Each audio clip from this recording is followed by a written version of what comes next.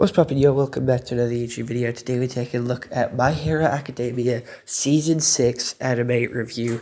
And I'm going to start taking a look at animes season by season now. So that is why I've already done an anime review on My Hero, but I'm doing another one on Season 6 alone. I do think Season 6 is an important season and one that you have to take a look at.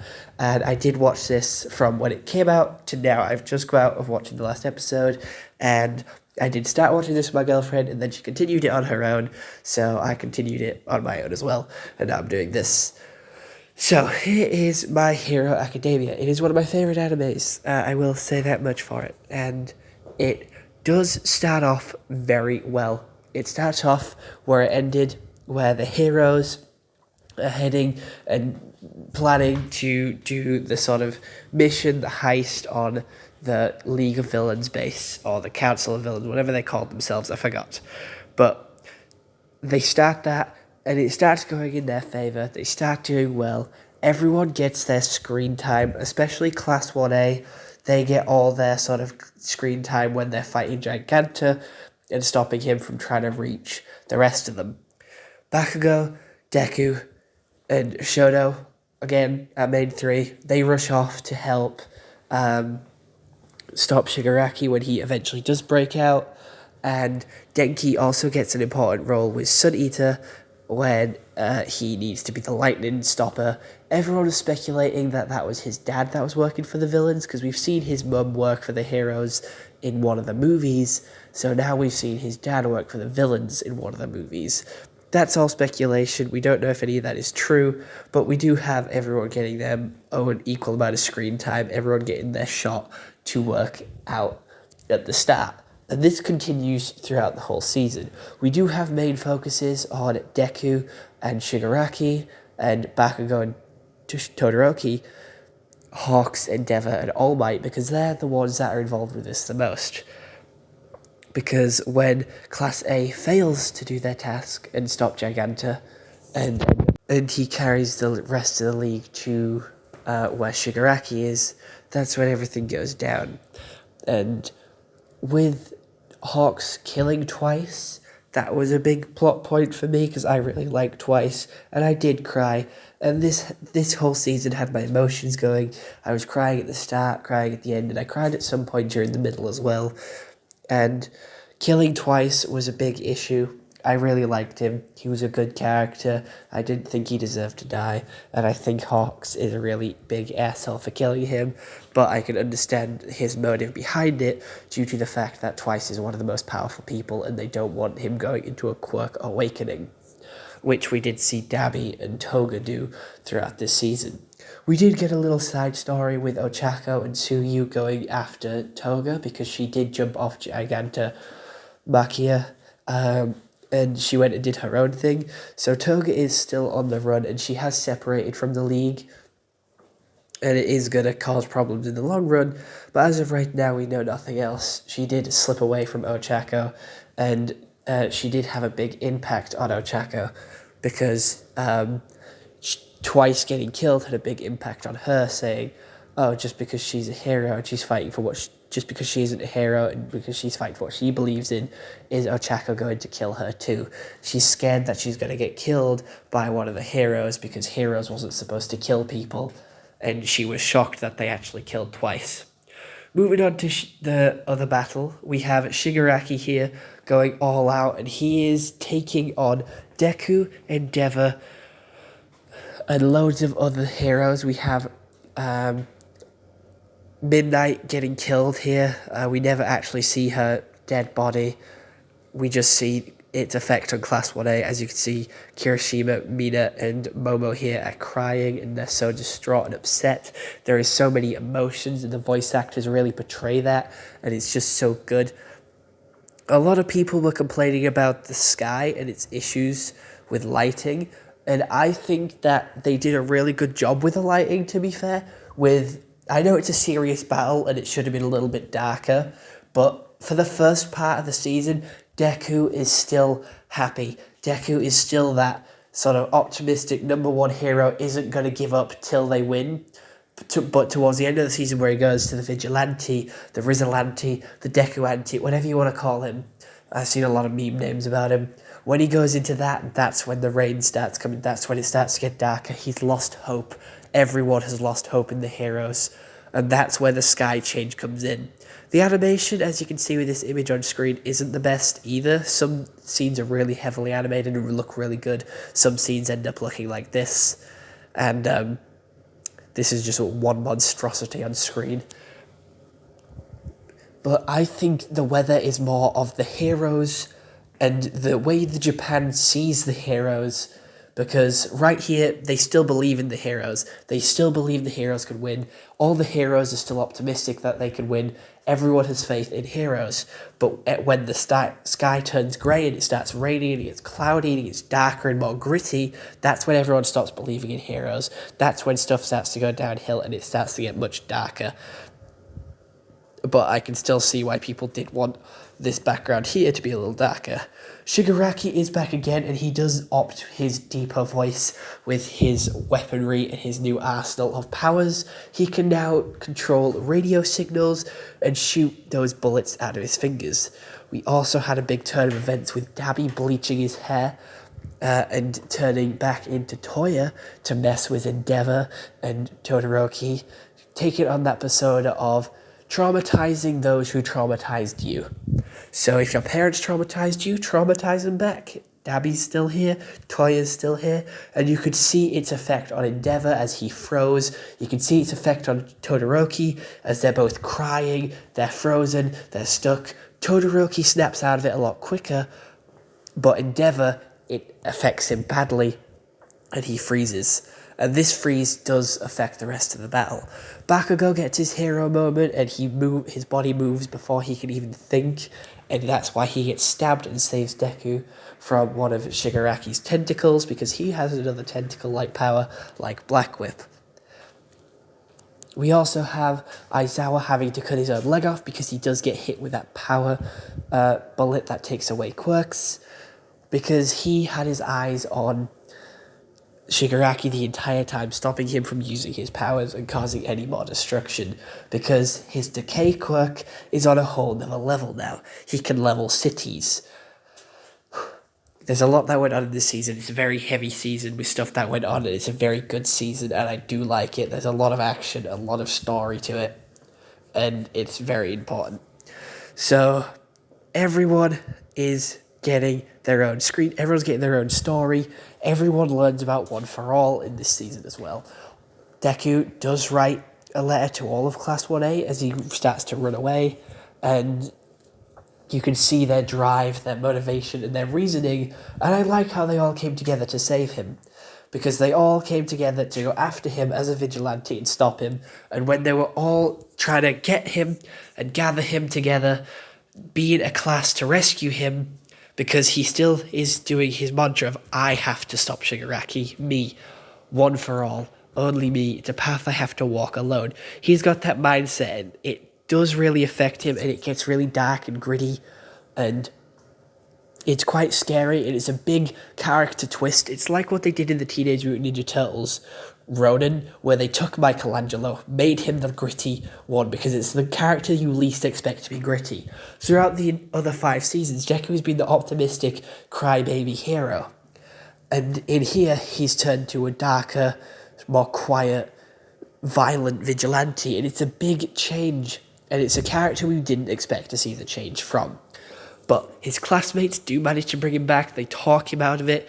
Each character shines in their own way, using their quirks and their abilities to stop him and get his attention, talking to him in their own way. Each minor character in Class 1A still talks to him and tells him how they have helped him and how they've affected him. And it all ends with Bakugo's apology of how shitty he's treated Deku. But if he didn't run away, the reason he ran away is because of this battle back at the start, which is the one they lose that causes the villains to get away and them to break into every prison.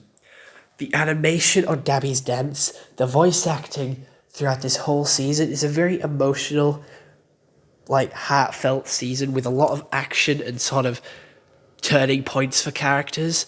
Everyone thought Todoroki's character arc was done, and over with, and that's why everyone thought he was a boring character after the sports festival, because he's already overcome his father. He hasn't got much else to go through. He hasn't got much else to work through, so he became a boring, stale character. But now they've brought that up front and centre by making him rework things with his dad. Keep a key focus on Todoroki, and their entire family. Him overcoming his brother, him beating his brother, working with his father, and bringing the family back together. There has been a bigger focus on the Todoroki family now that All Might has stepped down, and I like that because Todoroki is one of my favourite characters. Dabi is my second favourite out of the League of Villains, so I'm so glad he's getting more attention as well. And he just looks so damn cool. I like his white hair. And he was so clever and so smart with his sort of video and how he played out his actual attack. His attack was more of a mental mind game before he went into action to stop, because he wanted to freeze them, he wanted to confuse them, he wanted them in disbelief and awe that he was still alive so he could get a weak point, an opening in their defense to attack them. And he wanted to fuck with them. He wanted to traumatize them. He wanted all the pain that they put on him to go back to them. And you can really see how it affected Shoto and how it just affected everyone in general, because it took the number one hero and made everyone hate him. It took the heroes that everyone trusted to be untrusted. Heroes do bad things too. It put heroes in a bad light. This season isn't just a turning point for characters, it's a turning point for the world of My Hero as a whole. Because they're asking for help from other countries due to how big of a threat One for All is, and how big of a threat that Shigaraki has become and all the villains escaping has become. And they are not sending their people fast enough. They are still holding meetings and holding paperwork before they're sending their heroes through. We do get a lot of change with the power balance of the villains becoming the more powerful side, heroes quitting and resigning, the people losing trust in heroes. So from the start, when everyone trusted heroes, everyone respected them, that's all gone in its head, and the heroes need to work through that. It is a very serious season, but we do get a couple of episodes to at least breathe as we get some facts on what happened over the battle, some backstory on the Todoroki family, before we go into Vigilante Deku. And we do still get a couple of goofy shots here and there, but the focus shifts from the battle and the villains to more of a more minute group of heroes, which is Deku, Hawks, Best Jeanist, which I really didn't expect, All Might and Endeavor, because they're using Deku as bait to draw out the villains, which is a big failure. It's a big, big failure. So then Deku starts getting, once Lady Nagant gets exploded by One for All, that is when Deku loses it.